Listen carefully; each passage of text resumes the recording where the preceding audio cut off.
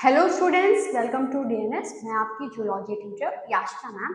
आज जो हम लोग पढ़ेंगे वो है यूनिट नंबर फर्स्ट। इसमें हम लोग लेक्चर फर्स्ट में डिस्कस करेंगे कार्बोहाइड्रेट्स। ठीक है, तो कार्बोहाइड्रेट्स जो है वो क्या होता है और उसके जो टाइप्स हैं ये सब, और उसका जो केमिकल स्ट्रक्चर है कैसे होता है, उसका जो फंक्शन है बायोलॉजिकली ये कितने इम्पोर्टेंट होते हैं, ये सब चीज़ें हम लोग को इसके अंदर पढ़नी है। तो आज जो है हम लोग कार्बोहाइड्रेट्स और उसके टाइप्स के बारे में डिस्कस करेंगे। ठीक है, और जो उसका जो स्ट्रक्चर है, ठीक है, वो कैसे बनाया जाता है, उसके लिए कौन कौन से जो साइंटिस्ट हैं वो क्या क्या दिए हैं अपना थ्योरी या थीसिस, ये सब चीज़ें हम लोग आज इसके अंदर पढ़ेंगे। तो अगर बात की जाए कार्बोहाइड्रेट्स की, तो जो कार्बोहाइड्रेट होता है वो क्या होता है? Simply carbohydrates are the hydrates of carbon. ठीक है, ये चीज हम लोग जानते हैं कि carbohydrates are hydrates of carbon. ठीक है, ये सबसे सिंपल डिफिनेशन और सबसे इजी डिफिनेशन जो सबको पता होती है। ठीक है, अगर कार्बोहाइड्रेट्स की बात की जाए तो ये बहुत ज़्यादा एसेंशियल कंपोनेंट होता है, बायोमोलिक्यूल होता है। क्यों? क्योंकि ये जो है हर इंसान को, हर ऑर्गेनिज्म को ज़रूरत होती है इसकी फर्दर जनरेशन ऑफ एटीपी। ठीक है, तो अगर कार्बोहाइड्रेट्स की बात की जाए तो जो कार्बोहाइड्रेट्स होता है वो एक मैक्रो यूनिट है। ठीक है, माइक्रो नहीं, मैक्रो यूनिट है। और ये एक ऐसा मैक्रो यूनिट है जो कि one of the three main ways by which our body obtains its energy. ठीक है, जो एनर्जी का जो सोर्स है, ठीक है, वो उसमें से एक जो मेजर सोर्स है वो क्या होता है? वो होता है कार्बोहाइड्रेट्स। ठीक है, तो हम आपको पहले ही बताए थे कि जो कार्बोहाइड्रेट है वो एक मैक्रो मॉलिक्यूल है। ठीक है, और ये एनर्जी का बहुत अच्छा सोर्स होता है जिसकी वजह से ये जो है एनर्जी जनरेट करने के लिए हेल्पफुल रहता है। ठीक है, अगर बात की जाए इसकी, तो जो कार्बोहाइड्रेट्स होता है उन्हें क्या कहा जाता है? कार्बोहाइड्रेट इसलिए कहा जाता है क्योंकि इनके अंदर क्या प्रेजेंट होता है? इनके अंदर कार्बन प्रेजेंट होता है। जब आप कार्बोहाइड्रेट का स्ट्रक्चर देखेंगे तब आपको पता चल जाएगा कि जो कार्बोहाइड्रेट है वो किस चीज से मिलकर बना हुआ है। तो अगर कार्बोहाइड्रेट्स की बात की जाए तो जो कार्बोहाइड्रेट है उसके अंदर कार्बन प्रेजेंट होता है। ठीक है, हाइड्रोजन प्रेजेंट होता है, और क्या प्रेजेंट होता है? और ऑक्सीजन प्रेजेंट होता है। ठीक है, तो अगर केमिकल लेवल पे बात की जाए, ठीक है, कि क्यों इसका नाम, इस मैक्रोमोलिक्यूल का नाम कार्बोहाइड्रेट पड़ा। ठीक है, तो जो केमिकल लेवल पे जब आप इसका स्ट्रक्चर देखेंगे, उसका एनालिसिस करेंगे, तब ये पता चल जाएगा कि इसके अंदर जो थ्री मेन कंपोनेंट्स हैं वो कौन कौन से हैं? कार्बन, हाइड्रोजन और ऑक्सीजन। ठीक है, अगर कार्बोहाइड्रेट्स की बात की जाए तो ये बहुत ज्यादा एसेंशियल होता है। ठीक है, क्यों?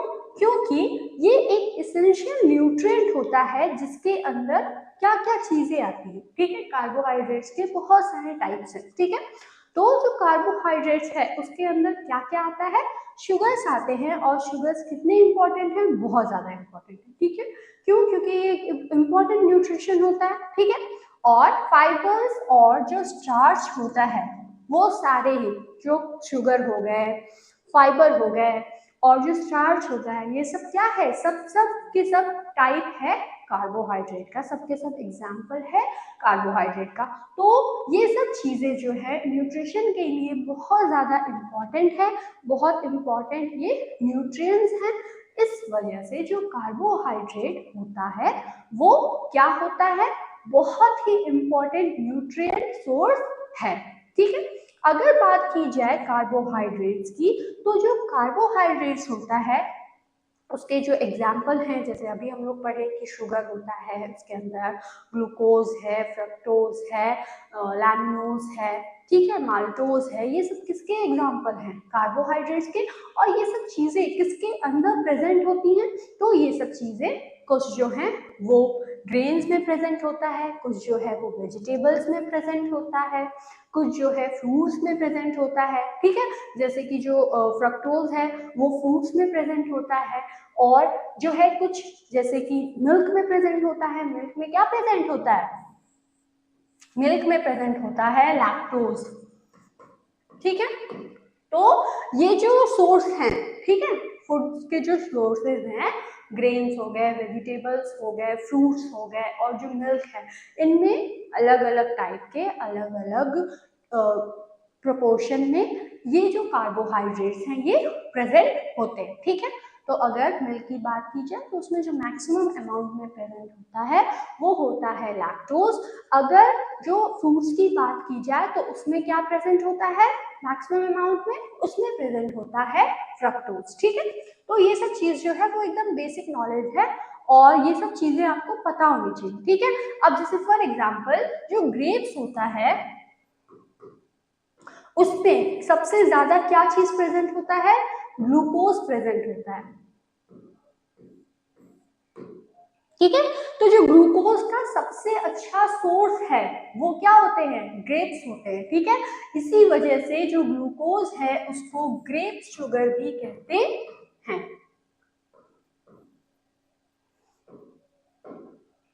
इस वजह से जब कभी भी आपको ग्लूकोज की कमी हो जाती है तो फिर डॉक्टर क्या रिकमेंड करता है कि आप अंगूर खाइए, ठीक है।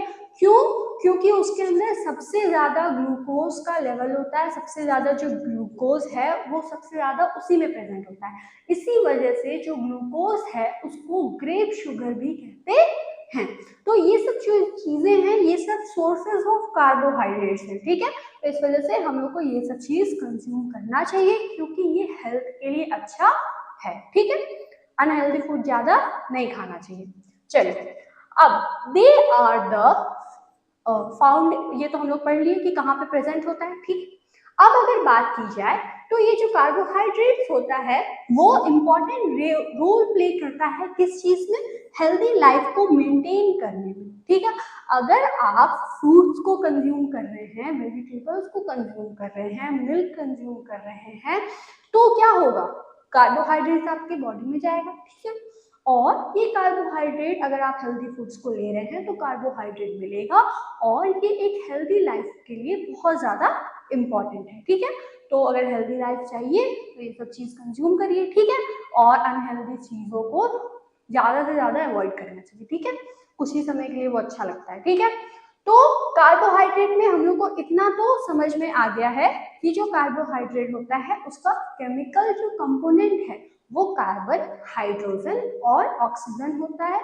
कार्बोहाइड्रेट बहुत सारे टाइप्स के होते हैं। ये जो टाइप्स हैं, ठीक है, ये different different types of food में प्रेजेंट होता है। फॉर एग्जाम्पल कुछ जो है ग्रेन्स में, कुछ मिल्क में, कुछ जो है वेजिटेबल्स में, और कुछ फ्रूट्स में प्रेजेंट होते हैं। और ये सारे के सारे हेल्दी लाइफस्टाइल को मेंटेन करने में हेल्पफुल होता है, ठीक है। तो ये एकदम बेसिक सा नॉलेज हो गया कार्बोहाइड्रेट के बारे में।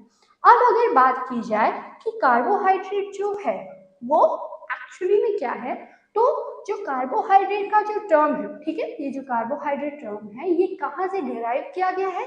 ये एक फ्रेंच वर्ड है, फ्रेंच टर्म है, उससे ये डिराइव किया गया है।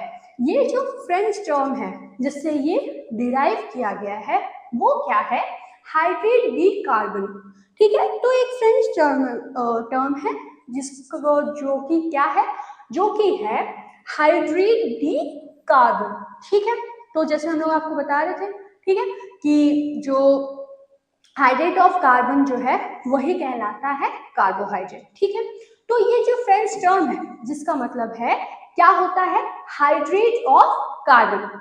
इसी वजह से जब भी हम लोग कार्बोहाइड्रेट का डिफिनीशन लिखते हैं तब सबसे पहले हम लोग जो टर्म लिखते हैं वो है hydrate of carbon. The general formula of this class of organic compound is CnH2ON। Carbohydrates की अगर बात की जाए, ठीक है, तो इसका जो जनरल फॉर्मूला है वो क्या होता है? कार्बोहाइड्रेट्स का जनरल फॉर्मूला होता है CN ब्रैकेट में H2ON, ठीक है। तो ये एक जनरल फॉर्मूला हो गया किस चीज का, कार्बोहाइड्रेट्स का। केमिकली अगर बात की जाए कार्बोहाइड्रेट्स की, तो जो कार्बोहाइड्रेट्स है वो क्या होता है, ऑप्टिकली एक्टिव मॉलिक्यूल है, जो कि क्या होता है, पॉलीहाइड्रोक्सी एल्डिहाइड इसमें प्रेजेंट होता है या फिर पॉलीहाइड्रोक्सी कीटोन प्रेजेंट होता है। ठीक है, तो कार्बोहाइड्रेट क्या है, एक ऑप्टिकली एक्टिव पॉलीहाइड्रोक्सी एल्डिहाइड और कीटोन। ठीक है, और the compound which produce units of such type on hydrolysis। ठीक है, या तो कोई ऐसा मॉलिक्यूल जो कि क्या है उसके अंदर पॉलीहाइड्रोक्सी या तो एल्डिहाइड हो, या फिर एक ऐसा मॉलिक्यूल जिसके अंदर पॉलीहाइड्रोक्सी कीटोन हो, या फिर कोई एक ऐसा मॉलिक्यूल जो कि जब उसका हाइड्रोलाइसिस आप कराएंगे तब ये दोनों मॉलिक्यूल्स मिले तो वो क्या होते हैं, वो कार्बोहाइड्रेट्स कहलाते हैं।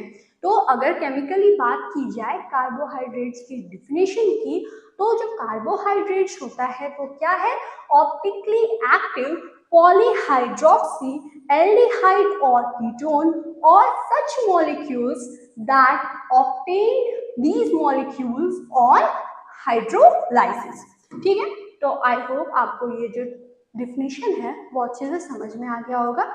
ये सब जो टर्म है कि कैसे कीटोन प्रेजेंट है, कैसे एल्डिहाइड प्रेजेंट है, जब हम लोग स्ट्रक्चर पढ़ेंगे तब आपको समझ में आ जाएगा। ठीक है, तो अब अगर बात की जाए कार्बोहाइड्रेट्स की, तो जो कार्बोहाइड्रेट्स होते हैं उनकी टाइप की अगर बात की जाए तो दो टाइप ऑफ शुगर्स जो है इसमें प्रेजेंट होता है। ठीक है, कार्बोहाइड्रेट्स क्या होता है, शुगर होता है। ठीक है, तो अगर इसके टाइप्स की बात की जाए तो सिंपल और कॉम्प्लेक्स शुगर होता है इसका टाइप। सिंपल शुगर में अगर बात की जाए तो सिंपल शुगर में जो इसके टाइप्स होते हैं वो होते हैं मोनोसैकेराइड और डाइसैकेराइड। ठीक है, मोनो मतलब जब कभी भी कहीं पे मोनो वर्ड लिखा है उसका मतलब क्या होता है कि एक चीज ना, वन, और डाई मतलब टू। तो मोनोसैकेराइड मतलब कि एक शुगर। ठीक है, इसका मतलब हाइड्रोलाइसिस इसका नहीं हो सकता है। ठीक है,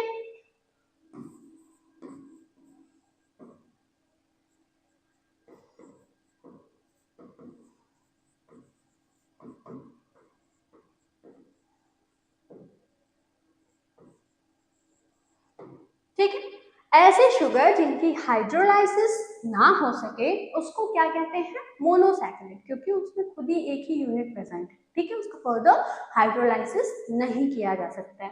डाइसैकेराइड क्या होता है, डाइसैकेराइड ऐसे शुगर्स होते हैं जब आप हाइड्रोलाइसिस करेंगे तब इस पे क्या होता है, दो मॉलिक्यूल ऑफ शुगर ऑब्टेन होता है, इस वजह से इसको डाइसैकेराइड कहते हैं। तो सिंपल शुगर में क्या होता है, उसके दो टाइप्स हैं, मोनोसैकेराइड और डाइसैकेराइड। मोनो मतलब उनकी हाइड्रोलाइसिस नहीं हो पाएगी, डाइसैकेराइड मतलब जब हाइड्रोलाइसिस होगी तब क्या कितने शुगर मॉलिक्यूल्स ऑब्टेन होंगे, 2 शुगर मॉलिक्यूल ऑब्टेन होगा। अगर बात की जाए मोनोसैकेराइड के एग्जांपल की, तो जो ग्लूकोज है, ठीक है, इसके बारे में अभी हम लोग डिस्कस कर रहे थे, जो ग्लूकोज होता है वो होता है मोनोसैकेराइड। ठीक है, अगर फ्रक्टोज की बात की जाए तो वो भी मोनोसैकेराइड होता है, और जो ग्लैक्टोज होता है वो भी मोनोसैकेराइड ही होता है।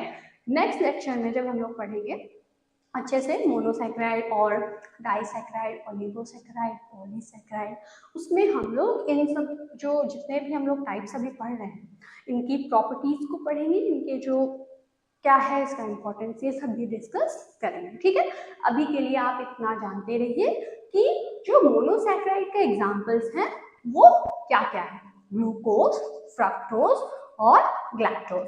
मोनोसैकेराइड का मतलब क्या होगा, ग्लूकोज का, फ्रक्टोज का और ग्लैक्टोज का हाइड्रोलाइसिस नहीं हो सकता है। ठीक है, अब अगर डाइसैकेराइड की बात की जाए तो माल्टोज जो है, सक्रोज जो है और जो लैक्टोज है, ये सब चीजें क्या हैं, ये सब डाइसैकेराइड है। मतलब जब आप हाइड्रोलाइसिस इसका कराएंगे तब ये जो है फर्दर यूनिट्स में डिवाइड होगा और जो यूनिट्स ये देगा मतलब जितने ये शुगर में ये डिवाइड होंगे वो शुगर कितने होंगे 2। ठीक है, माल्टोज जब ब्रेक होगा तब क्या बनेगा, फ्रक्टोज क्या जब ब्रेक होगा तब क्या बनेगा, सक्रोज जब ब्रेक होगा तब क्या बनेगा, ये सब चीज हम आपको नेक्स्ट लेक्चर में बताएंगे। ठीक है, धीरे धीरे पढ़िएगा तभी समझ में आएगा। एक ही बार अगर आपको सब चीज बता देंगे तो क्या होगा, आप कंफ्यूज हो जाएंगे। अभी आप इतना याद रखे रहिए कि जो डाइसैकेराइड होता है उसके जो एग्जाम्पल्स हैं वो क्या क्या है, माल्टोज है, फ्रक्टोज है और लैक्टोज है। ठीक है, तो जब हम लोग डाइसैकेराइड पढ़ेंगे तब हम आपको इसको अच्छे से बताएंगे कि माल्टोज के जो केमिकल प्रॉपर्टीज हैं वो क्या है, फिजिकल प्रॉपर्टीज हैं वो क्या है, हाइड्रोलाइसिस में जब ब्रेक होगा तब ये कौन से शुगर को देता है। ठीक है, अब अगर डिस्कस किया जाए कम्प्लेक्स शुगर का, मतलब कम्प्लेक्स से नाम से ही समझ में आ रहा होगा, मतलब ऐसा कोई शुगर जो कि बहुत सारे मॉलिक्यूल्स ऑफ शुगर से बने हुए हैं। ठीक है, मतलब जो हाइड्रोलाइसिस आप कराएंगे बहुत ज्यादा टाइप्स ऑफ शुगर्स जो हैं वो हाइड्रोलाइसिस पे मिलेगा। ठीक है, नंबर ऑफ शुगर, ठीक है, टाइप्स नहीं सॉरी, नंबर ऑफ शुगर जब आप हाइड्रोलाइसिस कराएंगे तो बहुत सारे नंबर ऑफ शुगर जो है वो ऑब्टेन होंगे। इसी वजह से इसको क्या कहा जाता है, कॉम्प्लेक्स शुगर कहा जाता है। अगर इसके एग्जाम्पल की बात की जाए तो स्टार्च जो है वो कॉम्प्लेक्स शुगर का एग्जाम्पल होता है। ठीक है, उसके बाद जो ग्लाइकोजन है, ठीक है, जो कि किसमें प्रेजेंट होता है, एनिमल्स में, वो भी किसका एग्जाम्पल है, कॉम्प्लेक्स शुगर का। ठीक है, और जो फाइबर है वो भी किसका एग्जाम्पल है, वो एग्जाम्पल है कॉम्प्लेक्स शुगर का। तो आई होप आपको इतना समझ में आ गया होगा कि अगर बात की जाए तो कार्बोहाइड्रेट्स की, तो कार्बोहाइड्रेट्स जो हैं वो 2 तरह के होते हैं। वैसे तो कार्बोहाइड्रेट्स को जब डिवाइड करना होता है मतलब उसकी क्लासिफिकेशन करना होता है तो बहुत सारे मेथड्स हैं क्लासिफिकेशन के। ठीक है, जैसे कि अगर आप ऐसे भी कर सकते हैं कि एक हो गया मोनोसैकेराइड, एक हो गया ओलिगोसैकेराइड,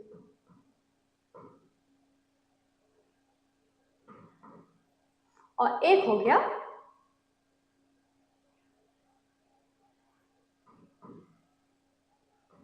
ये ओलिगो। ठीक है, मोनोसैकेराइड मतलब ये एक शुगर से मिलकर बना है।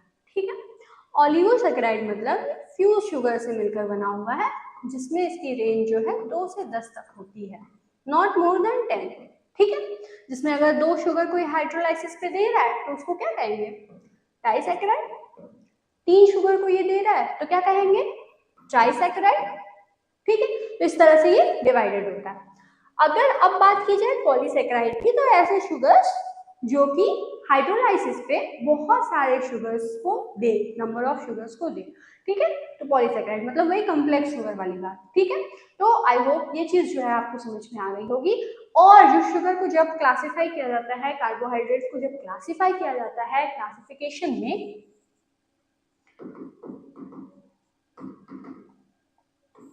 एक और भी मेथड होता है जिसमें जो कार्बोहाइड्रेट्स हैं जिन्हें हम शुगर भी कहते हैं, उनको जब क्लासिफाई किया जाता है तो शुगर्स को 2 तरह से और भी क्लासिफाई किया जाता है। पहला होता है रिड्यूसिंग शुगर, ठीक है, और जो दूसरा होता है वो होता है non reducing sugar.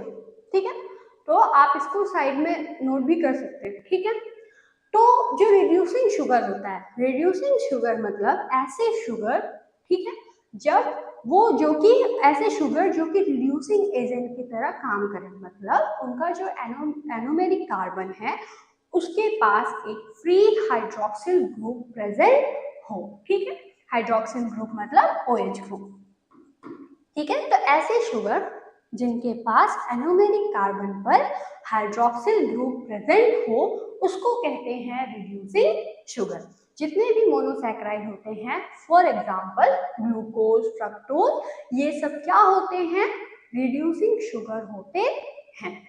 Non reducing sugar क्या होता है, नॉन रिड्यूसिंग शुगर मतलब ऐसे शुगर्स जिनके एनोमेरिक कार्बन पर क्या हो, एनोमेरिक कार्बन पर, ठीक है, ये जो हाइड्रोक्सिल ग्रुप है ये ना प्रेजेंट हो, ठीक है, मतलब जो OH ग्रुप है, फ्री OH ग्रुप, ये ना प्रेजेंट हो, तो उसको नॉन रिड्यूसिंग शुगर कहते हैं। क्यों? क्योंकि ये रिड्यूसिंग एजेंट की तरह काम नहीं करते।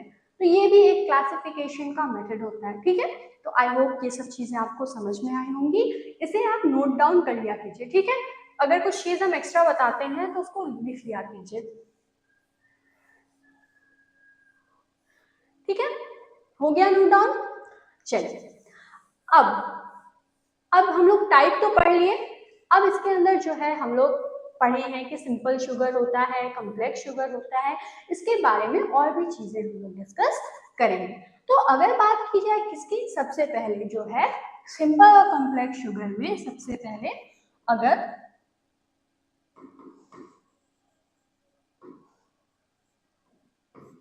सिंपल शुगर की बात की जाए तो शुगर और carbohydrate are often described as either simple और कॉम्प्लेक्स शुगर। सिंपल शुगर जो होते हैं ऐसे शुगर होते हैं जिनका जो most basic form of sugar होते हैं, मतलब ऐसे शुगर जो कि बहुत ही बेसिक फॉर्म ऑफ शुगर हो, ठीक है, उसके अगर आप जब स्ट्रक्चर देखेंगे तब वो बहुत ही बेसिक होगा, ठीक है, बेसिक तो होगा ही क्योंकि एक ही शुगर उसमें प्रेजेंट है, ठीक है, हाइड्रोलाइसिस पे और शुगर बन नहीं रहा है, एकदम एक, अगर समझ लीजिए आप एक मॉलिक्यूल कहीं पे प्रेजेंट है और कोई ऐसा मॉलिक्यूल है जो कि बहुत सारे मॉलिक्यूल से मिलकर बना हुआ है, तो स्ट्रक्चर किसका सिंपल होगा, इसी का होगा ना, तो इसको क्या कहेंगे, सिंपल शुगर, और इसको क्या कहेंगे, कॉम्प्लेक्स शुगर, ठीक है। एग्जाम में ऐसे मत बना के आइएगा, ये हम आपको समझाने के लिए कहे हैं, ठीक है। चलिए अब जो सिंपल शुगर है वो क्या होता है, बहुत ही बेसिक फॉर्म होता है शुगर का, ठीक है। दे में बी, ये क्या होते हैं, मोनोसैकेराइड, ठीक है, meaning they contain one sugar molecule. ये क्या हो सकते हैं, ये मोनोसैकेराइड हो सकते हैं, मतलब एक शुगर को कंटेन कर रहे हैं, या फिर डाइसैकेराइड हो सकते हैं, मतलब कि वो दो शुगर को कंटेन करते हैं अपने अंदर। अभी हम लोग पढ़े थे इसको, ठीक है, कि जो सिंपल शुगर होते हैं क्या होते हैं, वो ऐसे मॉलिक्यूल्स होते हैं जो कि या तो मोनोसैकेराइड हो या फिर डाइसैकेराइड हो, ठीक है, मतलब दो मॉलिक्यूल्स में शुगर के प्रेजेंट होंगे, ठीक है। तो ऐसे शुगर को क्या कहते हैं, सिंपल शुगर कहते हैं। तो ये बहुत ही सिंपल था, समझ में आ गया होगा। अब जो दूसरा है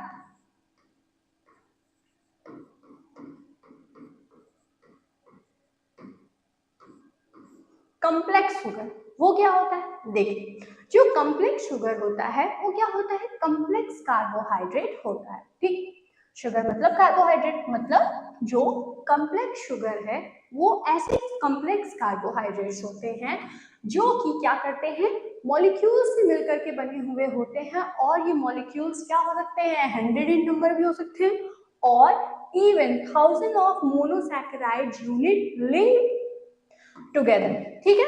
तो कॉम्प्लेक्स मतलब ऐसा कोई शुगर मॉलिक्यूल जो कि बहुत सारे मोनोसैकेराइड यूनिट से मिलकर बने हुए हैं।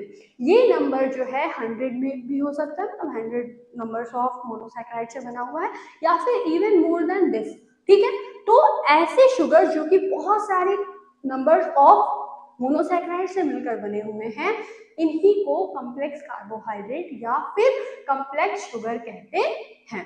कॉम्प्लेक्स कार्बोहाइड्रेट मतलब कॉम्प्लेक्स शुगर को क्या होता है, ऑल्सो नोन एज पॉलीसैकेराइड, और इसी को जो है क्या कहते हैं,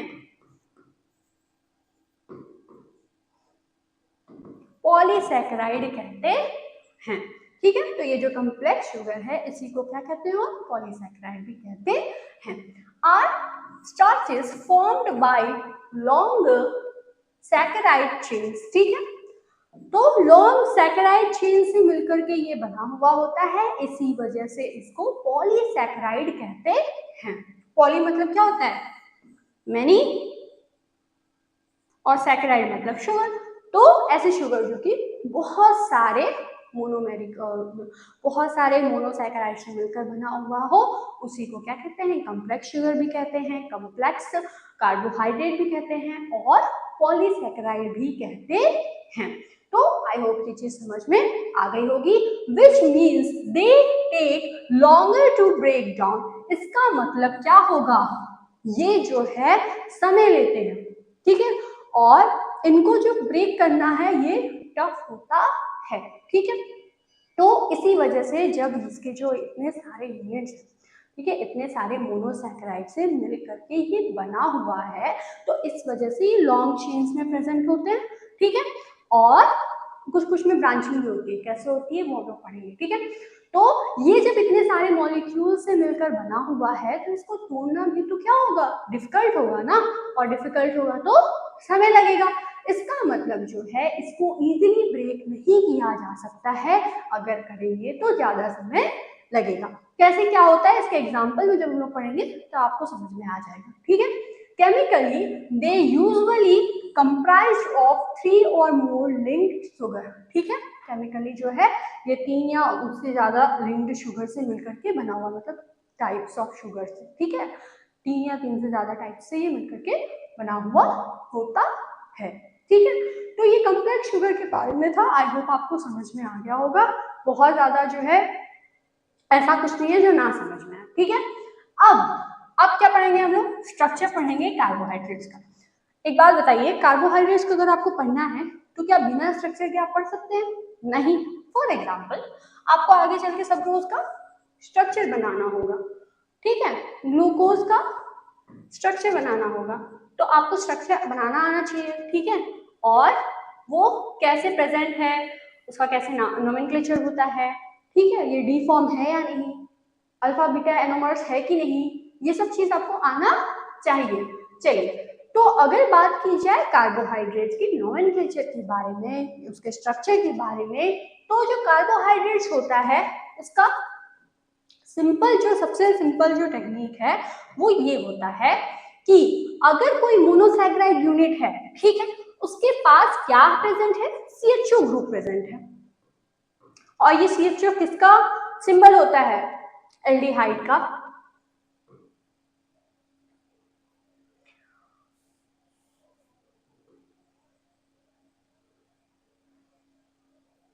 ठीक है। मतलब कोई मोनोसैकेराइड है उसमें क्या है, CHO ग्रुप प्रेजेंट है, मतलब वो क्या हुआ, एल्डिहाइड हुआ। और हम लोग जब डिफिनेशन पढ़ रहे थे तब हम लोग ये पढ़े थे कि पॉलीहाइड्रोक्सी एल्डिहाइड और कीटोन।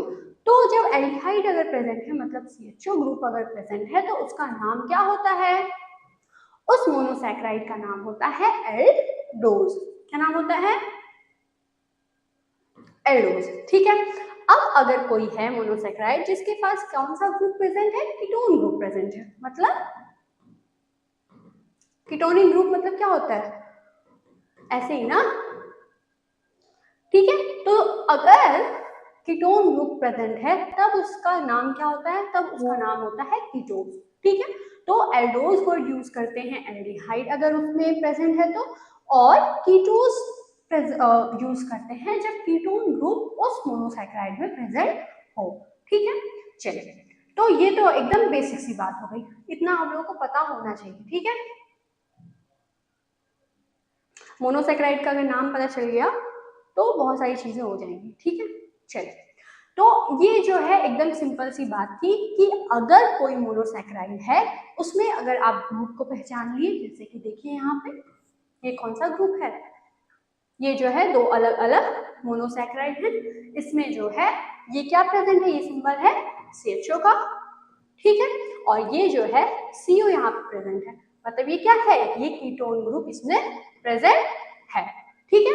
अब अगर बात की जाए कि इसके जो स्ट्रक्चर्स हैं, ठीक है, जो कार्बोहाइड्रेट का जो स्ट्रक्चर है उसके लिए बहुत सारे साइंटिस्ट लोग अपना अपना बताए हैं कंसेप्ट कि इस हिसाब से उसका नाम होना चाहिए या फिर इस हिसाब से उसका स्ट्रक्चर होना चाहिए, इस हिसाब से उसका स्ट्रक्चर बनना चाहिए। तो उसमें जो सबसे इम्पोर्टेंट है वो है फिशर प्रोजेक्शन, ठीक है। फिशर जो है कौन थे, फिशर जो है एक जर्मन केमिस्ट थे, ठीक है। 1891 में वो अपना फिशर प्रोजेक्शन दिए थे, जिनके अकॉर्डिंग, इस फिशर प्रोजेक्शन के अकॉर्डिंग जो कार्बोहाइड्रेट्स होते हैं उनको जब भी उनका स्ट्रक्चर बनाना चाहिए, स्ट्रक्चर बनता है तो उसका जो स्ट्रक्चर है वो किस फॉर्म में होगा, ओपन चेन फॉर्म में होगा। और ना कि कोई सिलेंड्रिकल फॉर्म में, ठीक है। मतलब अगर किसी कार्बोहाइड्रेट का आप स्ट्रक्चर बना रहे हैं तो वो जो स्ट्रक्चर होगा वो देखिए इस तरह से ओपन चेन में होगा, ना कि कोई क्लोज्ड फॉर्म में हो, जैसे कि हार्वर्ड वो क्लोज फॉर्म में दिए थे, ठीक है। तो ये जो फिशर प्रोजेक्शन है, ये फिशर अपने प्रोजेक्शन में बताए थे कि जब भी कोई कार्बोहाइड्रेट होता है वो क्या होता है, ओपन फॉर्म में, चेन फॉर्म में रिप्रेजेंट भी करना चाहिए, रिप्रेजेंट होता है, और क्लोज स्ट्रक्चर इसका नहीं होता है। इसमें जो कार्बन एटम्स प्रेजेंट होते हैं, जैसे हम लोग पहले पढ़े थे कि कार्बोहाइड्रेट में क्या क्या प्रेजेंट होता है, कार्बन प्रेजेंट होता है, हाइड्रोजन प्रेजेंट होता है और ऑक्सीजन प्रेजेंट होता है। तो जो कार्बन एटम्स प्रेजेंट होते हैं वो जो होता है वो मेन चेन में, कार्बोहाइड्रेट के मेन चेन में जो है वो प्रेजेंट होता है और कनेक्टेड रहता है वर्टिकली, ठीक है। मतलब जितने भी कार्बोहाइड्रेट्स हैं, ठीक है, कार्बोहाइड्रेट अगर कोई एक है, ठीक है, इसमें जो कार्बन प्रेजेंट है, जैसे कि ये देखिए,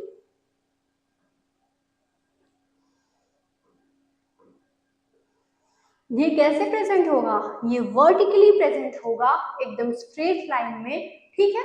ये क्या होता है, ये वर्टिकल लाइन, और ये क्या होता है, हॉरिजॉन्टल, ठीक है।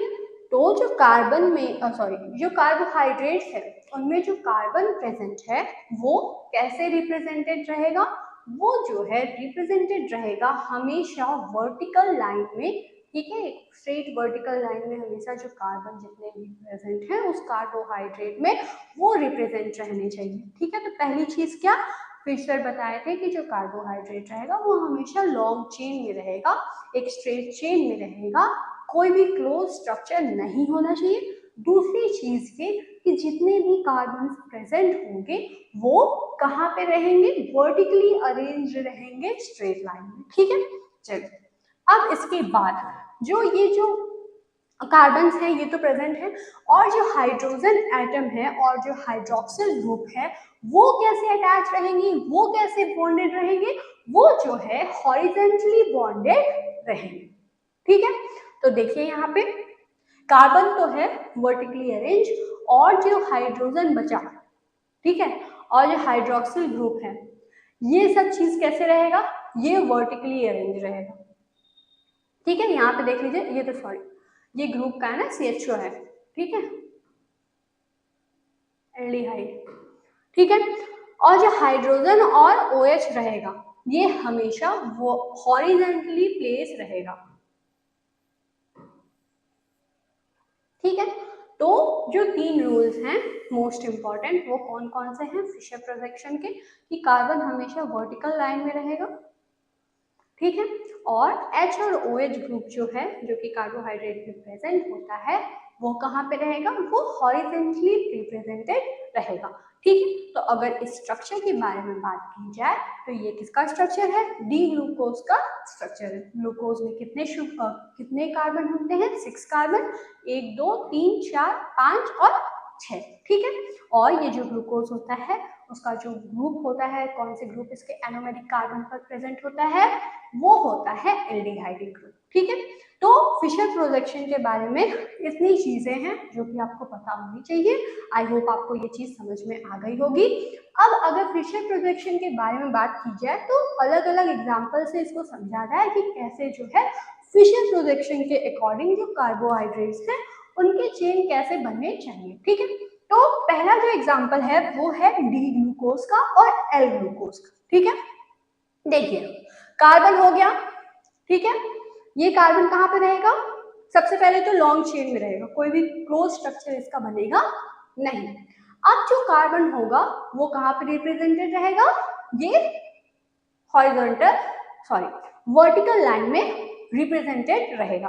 कार्बन कैसे रिप्रेजेंट रहेगा, वर्टिकल लाइन में रिप्रेजेंट रहेगा। यहाँ पे भले ही कार्बन ना बना हो लेकिन ये जो ऐसे ऐसे इस टाइप का स्ट्रक्चर बना है मतलब यहाँ पे कार्बन प्रेजेंट है, ठीक है।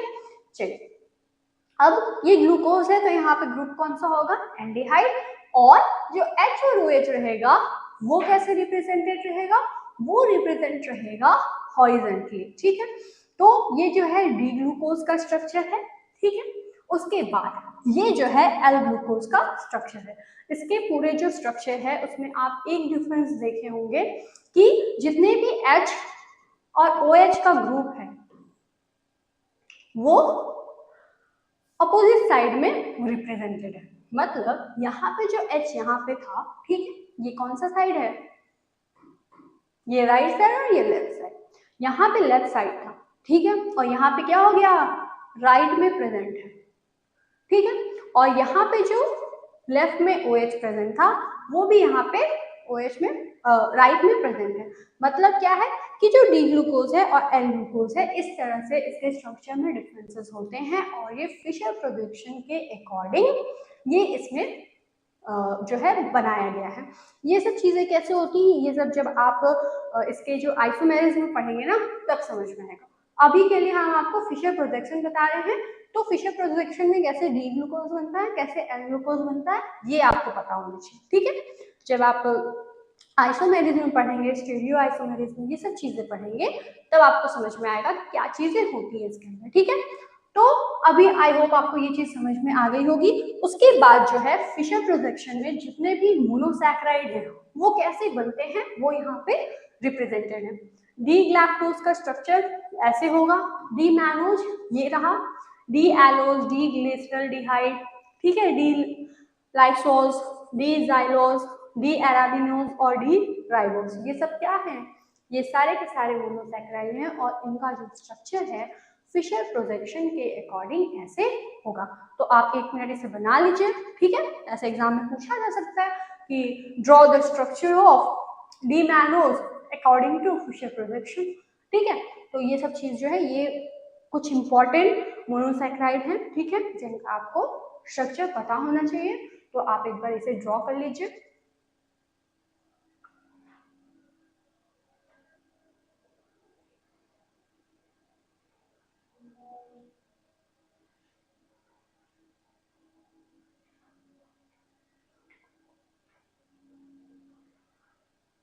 बन गया, चलिए।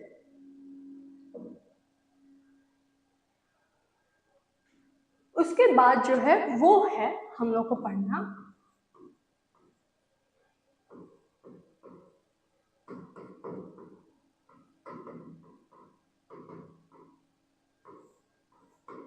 हार्वर्ड प्रोजेक्शन, ठीक। तो जो हार्वर्ड थे वो भी अपना एक प्रोजेक्शन बताए थे, अपना एक थ्योरी बताए थे, अपना एक बताए थे कि कैसे जो कार्बोहाइड्रेट्स हैं उनका स्ट्रक्चर किस तरह से बनना चाहिए। तो हार्वर्ड के अकॉर्डिंग क्या था, जैसे फिशर बताए थे कि एक हमेशा क्या होना चाहिए, एक लॉन्ग चेन होना चाहिए, क्लोज स्ट्रक्चर नहीं होना चाहिए। वैसे ही जो हार्वर्ड थे वो क्या कहे थे कि जो कार्बोहाइड्रेट्स का जो स्ट्रक्चर होता है वो क्या होता है, क्लोज स्ट्रक्चर होता है। इसको कभी भी आप लीनियर सीक्वेंस में नहीं बना सकते, ठीक है। तो हार्वर्ड के अकॉर्डिंग इस तरह से जो है वो अपना बताए थे। अगर हार्वर्ड जो है प्रोजेक्शन की बात की जाए तो ये जो है डिफर करता है फिशर प्रोजेक्शन के अकॉर्डिंग। इसमें क्या होता है, इसमें ये बताए थे कि अगर कार्बोहाइड्रेट को रिप्रेजेंट करना है तो ये जो है हमेशा साइक्लिक फॉर्म में ही रिप्रेजेंट करना चाहिए, ठीक है। ये इसका सही स्ट्रक्चर होगा, ठीक है। कार्बोहाइड्रेट्स का जो स्ट्रक्चर होगा वो साइक्लिक फॉर्म में रिप्रेजेंट करना चाहिए।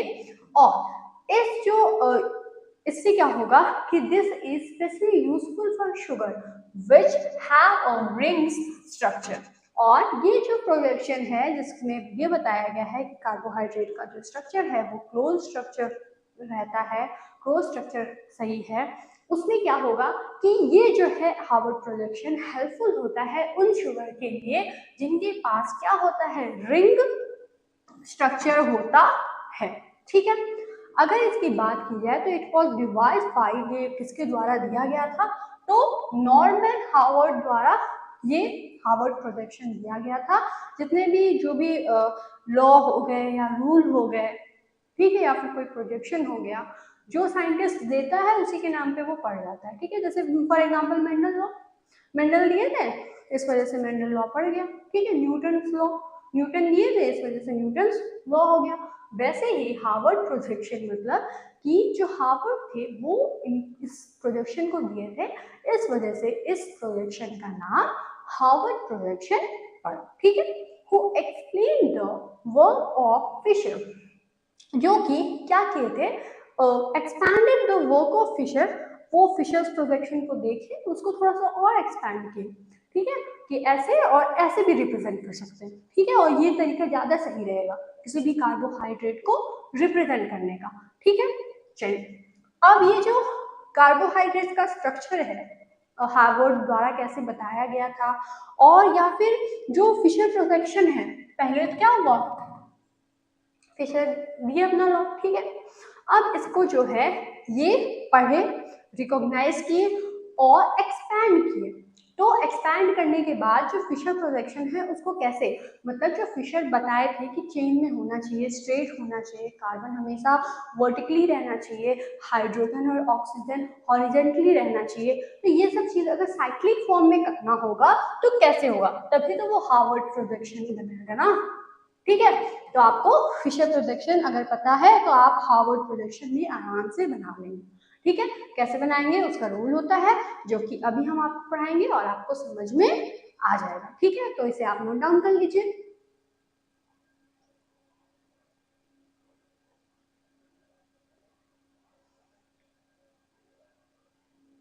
हो गया, चलिए अगर हम कभी ना भी कहें कि मतलब अगर हम पढ़ाते रहें और तुरंत स्लाइड वो कर बदल दें तो आप एक बार पॉज करके कर लिया कीजिए। ठीक है, और जो देखिए अब आप सेकेंड सेमेस्टर में आ गए हैं, तो जो बहुत इम्पॉर्टेंट चीज़ है जो कि आपको याद रखनी है वो ये है कि अगर आप डेली पढ़ेंगे तो वो ज़्यादा अच्छा होगा।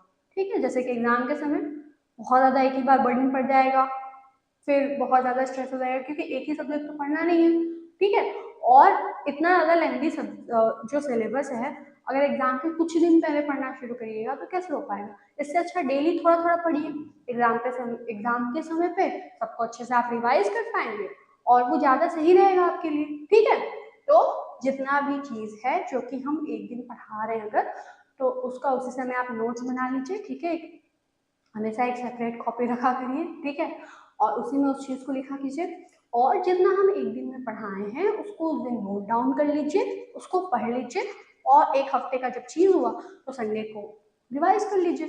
ठीक है, तो आप खुद देखेंगे कि आपको बहुत ज़्यादा मेहनत नहीं करनी पड़ेगी। ठीक है, और इस चीज़ को ऐसे करने से क्या होगा पता है, सिर्फ एग्जाम तो पास करना नहीं है, कुछ अच्छा करना है ना। तो अगर आपके कंसेप्ट हमेशा क्लियर रहे उसके लिए क्या करना होगा कि आप चीज़ों को अच्छे से समझें, सिर्फ रटे नहीं, एग्जाम पास करना नहीं है, अच्छे से हर चीज़ को समझना है, वो चीज़ हमेशा लाइफ लॉन्ग याद रहे। ठीक है, जब भी कभी कोई कॉम्पिटिटिव एग्जाम दे रहे हैं या फिर एमएससी के लिए एंट्रेंस एग्जाम दे रहे हैं, ठीक है, तो ये सब चीज़ के लिए क्या रहे, आपका कंसेप्ट एकदम क्लियर रहे क्योंकि आप अच्छे से पढ़ें। ठीक है, तो चलिए हो गया। अब हार्वर्ड प्रोजेक्शन कैसे बनाया जाता है, फिशर प्रोजेक्शन को देख के वो हम लोग सीखेंगे। ठीक है, अगर बात की जाए कि जो हम लोग को करना क्या है, हम लोग को करना है कन्वर्टिंग ऑफ फिशर प्रोजेक्शन को हार्वर्ड प्रोजेक्शन में कन्वर्ट करना है। एग्जाम्पल देखिए, जैसे हम लोग डी ग्लूकोज का लिए हैं, डी ग्लूकोज किसके अकॉर्डिंग यहाँ पे बना हुआ है, फिशर प्रोजेक्शन के अकॉर्डिंग बना हुआ है। जैसे कि यहाँ पे देखिए ग्लूकोज में क्या होता है, CH ग्रुप प्रेजेंट होता है, एल्डिहाइड। ठीक है, उसके बाद ये डी ग्लूकोज।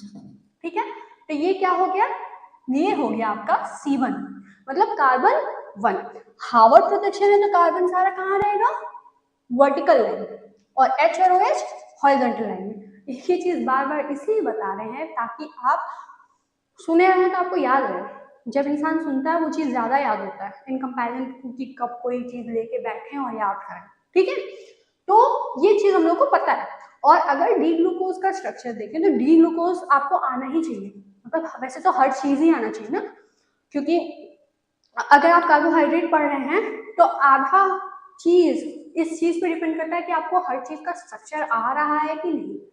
ठीक है, तो थ्योरी तो आपको याद होनी ही चाहिए, साथ ही में इसमें जितने भी स्ट्रक्चर्स हैं उसको भी आपको आना चाहिए, ठीक है। तो इसी वजह से थोड़ा सा बायोकेमिस्ट्री हार्ड पड़ जाता है ना, क्योंकि याद तो कर लेता है इंसान, थोड़ा सा जब स्ट्रक्चर की बात आता है तब थोड़ा सा डिफिकल्टी आता है। जैसे कि अभी इसके बाद जब आप प्रोटीन पढ़ेंगे उसमें भी जो अमीनो एसिड है, ग्लाइसिन का स्ट्रक्चर पढ़ो, एलानिन का स्ट्रक्चर पढ़ो, एस्पारेटिक एसिड का पढ़ो, ग्लूटोनिक एसिड का पढ़ो, सबका पढ़ो, तो मतलब बहुत ज़्यादा स्ट्रक्चर हो जाता है। लेकिन अगर आप प्रैक्टिस करेंगे तो आपको याद हो जाए, ठीक है। चलिए, तो हम लोग पढ़ क्या रहे थे, हम लोग डी ग्लूकोज पढ़ रहे थे। देखिए जो डी ग्लूकोज होता है फिशर प्रोजेक्शन के अकॉर्डिंग ये क्या हो गया, ऐसे लाइन में तो रिप्रेजेंटेड है। अब ये जो CHO ग्रुप है, इसके बाद ये जो कार्बन होगा CHO ग्रुप का, इसको हम लोग कहते हैं C1 कार्बन।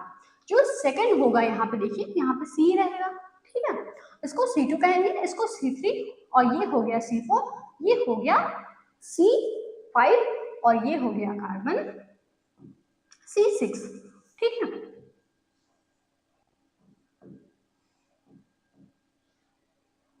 ठीक है, चलिए अब ये डी ग्लूकोज है, ठीक है, ये क्या हो गया लेफ्ट साइड, ये क्या हो गया राइट साइड, ठीक है। डी ग्लूकोज रहेगा तो क्या होगा, सेकेंड कार्बन में जो हाइड्रोजन रहेगा वो लेफ्ट साइड रहेगा, और जो OH रहेगा वो राइट साइड रहेगा, ठीक है। तो इस तरह से जो है इसका स्ट्रक्चर रहेगा, इसको आप याद कर लीजिएगा, ठीक है। अब ये जो स्ट्रक्चर है इसको हम लोग को बनाना किसमें है, एक क्लोज स्ट्रक्चर। देखिए यहाँ पर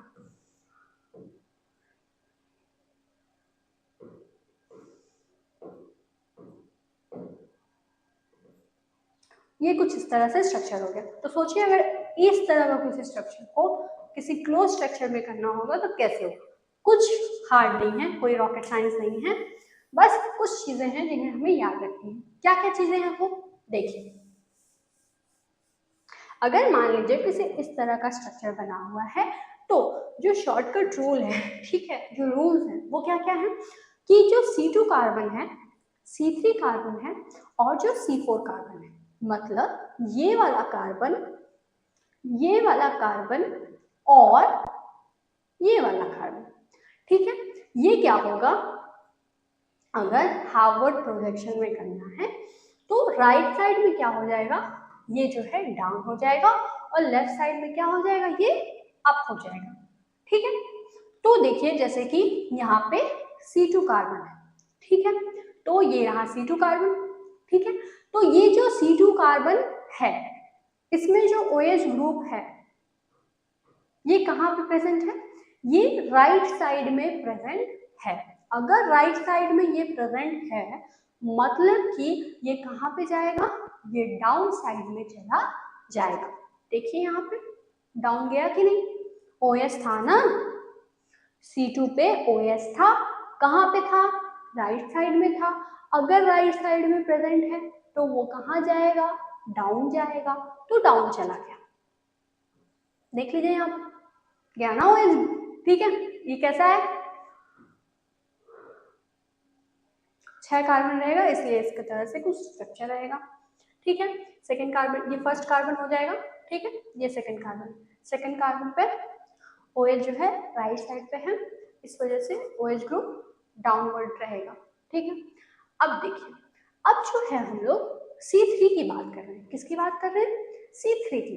C3 में जो OH ग्रुप है वो कहाँ पे प्रेजेंट है, लेफ्ट साइड में प्रेजेंट है। अगर लेफ्ट साइड में क्या प्रेजेंट होगा, OH ग्रुप प्रेजेंट होगा, तो वो कहाँ पे चला जाएगा, अप साइड में चला जाएगा। देख लीजिए C3 कार्बन ये रहा, OH ग्रुप कहाँ पे प्रेजेंट था, लेफ्ट साइड में प्रेजेंट था, हार्वर्ड प्रोजेक्ट किसमें, सॉरी, इसमें जो है फिशर प्रोजेक्शन में, ठीक है। तो जो फिशर प्रोजेक्शन था उसमें जो C3 कार्बन था वो OH ग्रुप जो था उसमें वो लेफ्ट साइड में था। जब हार्वर्ड में आएगा तब ये जो C3 कार्बन का OH ग्रुप रहेगा वो ऊपर चला जाएगा। क्यों, क्योंकि रूल यही कहता है कि अगर C2, C3 और C4 में OH ग्रुप प्रेजेंट है राइट साइड में तो वो डाउन चला जाएगा हार्वर्ड प्रोजेक्शन में। अगर लेफ्ट साइड में किसके, इस फिशर प्रोजेक्शन के OH ग्रुप प्रेजेंट है लेफ्ट साइड में तो हार्वर्ड प्रोजेक्शन में चला जाएगा अप साइड। देख लीजिए C3 क्या था, वहां पे फिशर में लेफ्ट साइड में था, तो हार्वर्ड में क्या हुआ, C3 का OH ऊपर चला गया, ठीक है। अब देखिए C4 को देख लीजिए, C4 का जो OH है वो राइट साइड में है। राइट साइड में है मतलब क्या है, राइट साइड में अगर ये प्रेजेंट है तो देख लीजिए ये डाउन चला जाएगा। देख लीजिए यहाँ पे C4 OH कहाँ पे था, OH जो है राइट साइड में था, तो कहाँ चला जाएगा, डाउन चला जाएगा।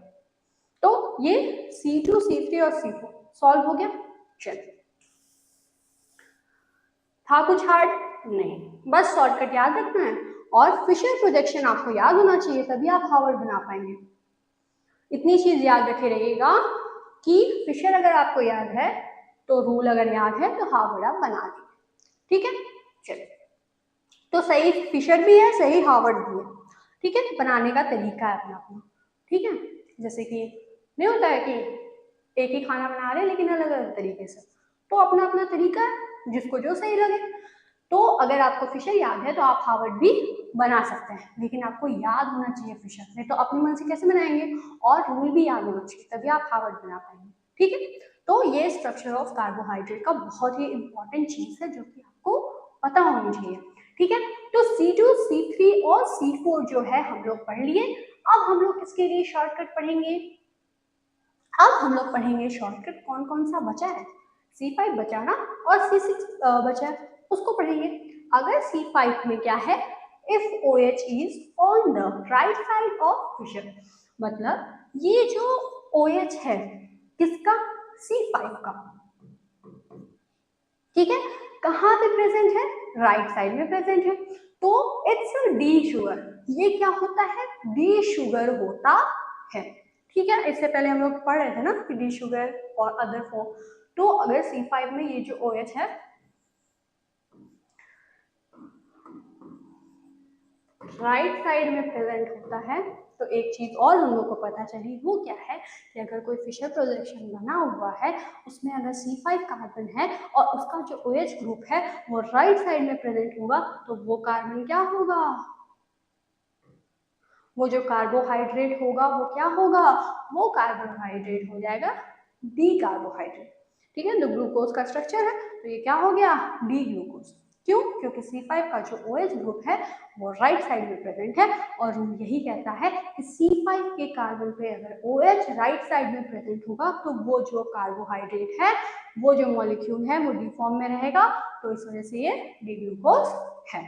ठीक है, चलिए, this will place C6 on the top face of the Harvard। और ये जो हम लोग अभी पढ़े हैं कि C5 में अगर जो OH रहेगा वो कहाँ पे प्रेजेंट है, राइट में, और इस वजह से इसको डी ग्लूकोज कह रहे हैं। अब हार्वर्ड में ये जो चीज है ये कहाँ पे हो जाती है, C6 पे चली जाती है, और कहाँ पे ये OH चला जाता है, ऊपर चला जाता है। और अगर बात की जाए किसकी, C1 की, तो जो C1 है, ठीक है, ठीक है, तो ये जो C1 का जो अल्फा एनोमर होगा कि बीटा एनोमर होगा।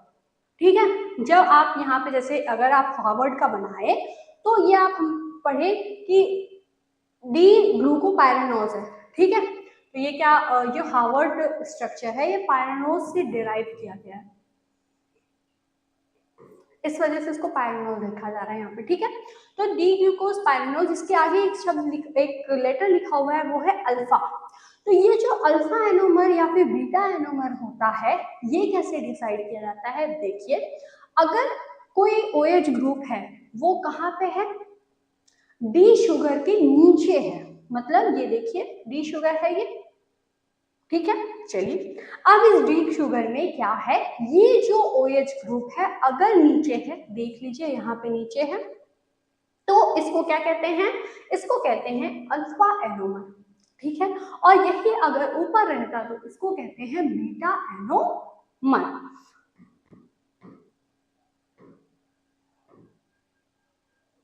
तो हमें इस चीज से इतना पता चला कि जो शॉर्टकट था वो किसके लिए था, वो शॉर्टकट था C2, C3 और C4 के लिए, कि अगर फिशर में राइट साइड में OH रहेगा तो हार्वर्ड में वो डाउन चला जाएगा, अगर लेफ्ट साइड में OH रहा फिशर में तो हार्वर्ड में अप चला जाएगा OH।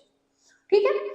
अब उसके बाद अगर C5 और C1 के लिए बात की जाए तो C5 का इतना सा रूल है कि OH अगर फिशर में कहाँ पे प्रेजेंट है, राइट में प्रेजेंट है, तो वो डी ग्लूकोज हो जाएगा और उसको C6 पे ऊपर की तरफ हार्वर्ड में रिप्रेजेंट किया जाता है।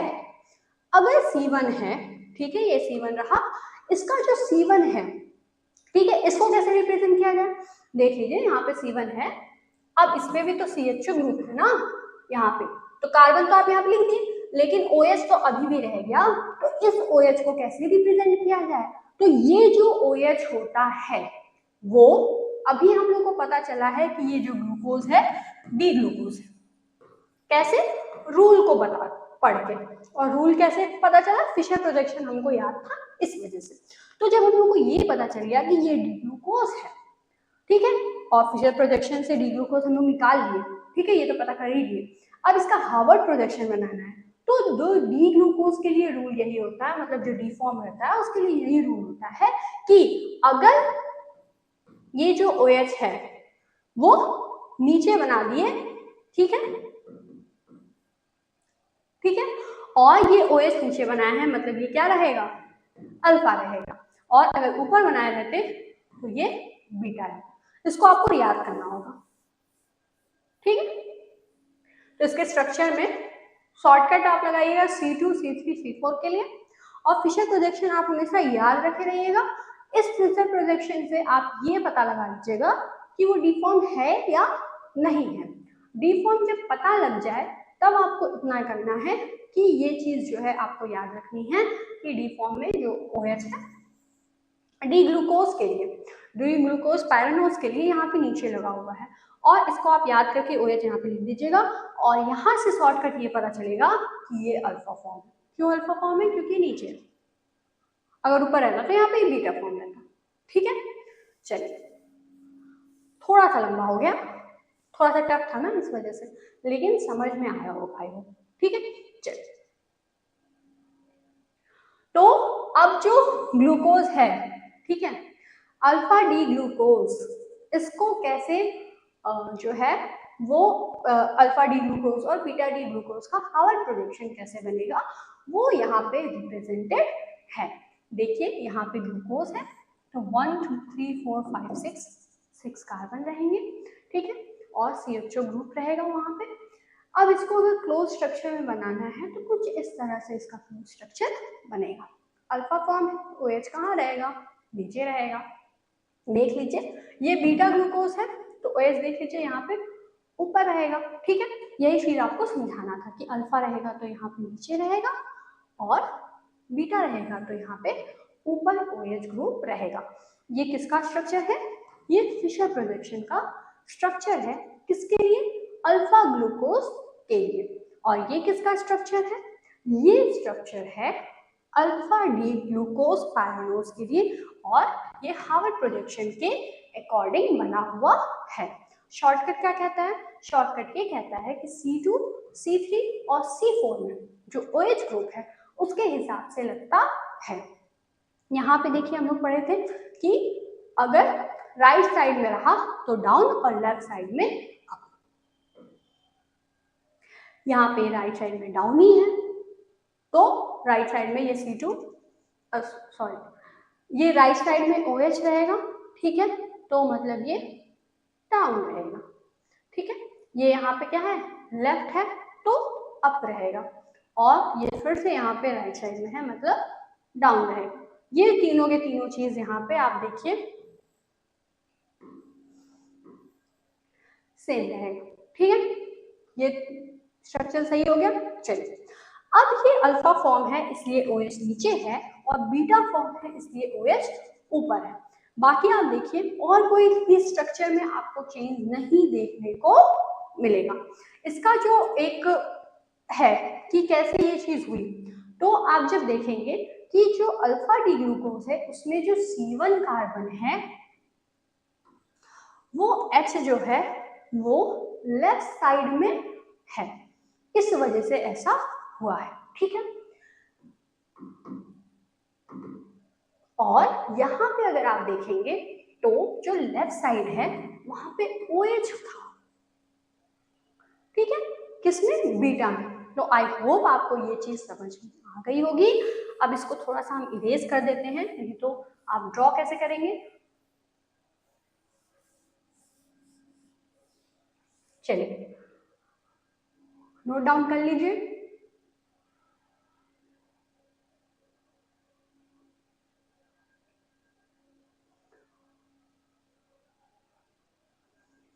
तो आज हम लोग क्या क्या पढ़े, आज हम लोग कार्बोहाइड्रेट्स क्या होता है ये पढ़े, कार्बोहाइड्रेट्स के टाइप्स क्या होते हैं ये पढ़े, और भी बहुत सारी टाइप्स की, कैसे ये सिंपल और कॉम्प्लेक्स में होता है।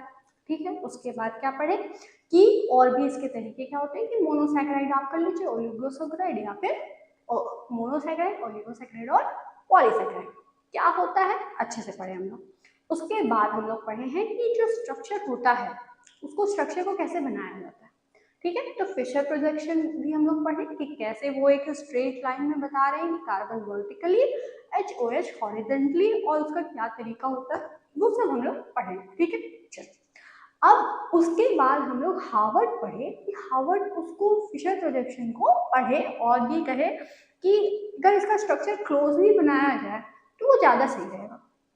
तो हार्वर्ड के बाद, फिशर के बाद हार्वर्ड स्ट्रक्चर आया, और उस फिशर को अगर आपको पता है, फिशर आपको याद रखे रहेंगे, आप रूल याद रखे रहेंगे तो हार्वर्ड बना सकते हैं। कैसे क्या होता है बहुत अच्छे से एक्सप्लेन किए हैं, अगर फिर भी ना समझ में आए तो एक बार फिर से वीडियो आप देखिए, आपको समझ में आ जाएगा। ठीक है, चलिए तो नेक्स्ट लेक्चर में हम लोग जो है मोनोसैकेराइड, डाइसैकेराइड, उसके अंदर उसके जो एग्जाम्पल हैं, फॉर एग्जाम्पल जैसे कि मोनोसैकेराइड में ग्लूकोज है, डाइसैकेराइड में जो है उसके एग्जाम्पल। ठीक है, और फिर उसके बाद जो है पॉलीसैकेराइड क्या होता है, सेलुलोज उसके अंदर आता है। ठीक है, तो इसके ये सारी चीज़ें, इनका पहले डिफिनेशन पढ़ेंगे, उसके बाद उसके एग्जाम्पल्स को पढ़ेंगे, उसके स्ट्रक्चर को पढ़ेंगे और उसका क्या इंपॉर्टेंस होता है, ये सब चीज़ धीरे धीरे हम लोग पढ़ेंगे। ठीक है, एक ही लेक्चर में सब चीज़ होगा तो क्या होगा, कंफ्यूज हो जाएंगे ना। तो आई होप आपको सब चीज़ बहुत अच्छे से समझ में आया होगा। ठीक है, तो आप जो है, जो हम बताए हैं कि आप डेली पढ़िए, डेली नोट्स बनाइए और डेली उसको पढ़ लीजिए। ठीक है, याद करने की जरूरत नहीं है, आप अच्छे से पढ़े हैं तो एक बार बस रिवाइज करिए, आपको याद रहेगा, और हफ्ते में एक बार फिर से रिवाइज कर लीजिए। तो इससे क्या होगा पता है, या तो आपको बहुत अच्छे से याद होगा, और भूलेंगे भी तो थोड़ा बहुत ही भूलेंगे, फिर जब आप याद करने बैठेंगे ना तो आपको एकदम अच्छे से याद हो जाएगा और फिर लॉन्ग टाइम के लिए याद रहेगा। ठीक है, चलिए, तो आई होप आपको ये जो है समझ में बहुत अच्छे से आया होगा। एट लास्ट अगर आप चाहते हैं कि आप जो है अपना जो कोर्स है, आपका जो सिलेबस है उसको आप अच्छे से पढ़ें, उसको समझें, और उसका जो जितने भी सिलेबस है, उसके जितने भी टॉपिक्स हैं उसको आप अच्छे से पढ़ें, उसको अच्छे से समझें, तो आप DNS एडुकेयर ऐप को प्ले स्टोर से डाउनलोड करके इनरोल हो सकते हैं। ठीक है, इस समय ये फीस है। ठीक है, और इसके पूरे जो कोर्स की जो डिटेल है वो यहाँ पे लिखी हुई है, और अगर आपको फिर भी कोई कंफ्यूजन है तो आप इस नंबर पे कॉल करके पूछ सकते हैं। ये जो कोर्स की ड्यूरेशन रहेगी वो 1 साल के लिए रहेगी। ठीक है, सारे पीडीएफ्स वगैरह वहाँ पे आपको अवेलेबल रहेंगे, PYQ वगैरह भी मिल जाएगा। ठीक, और जो कोर्स की ड्यूरेशन है वो 3 मंथ्स की है। ठीक है, तो आपका जितना भी कोर्स है वो 3 मंथ्स में कंप्लीट हो जाएगा। तो आई होप आपके लिए ये जो वीडियो था, ये लेक्चर था, वो हेल्पफुल रहा होगा। मिलते हैं हम लोग नेक्स्ट लेक्चर में, तब तक के लिए thanks for watching this video.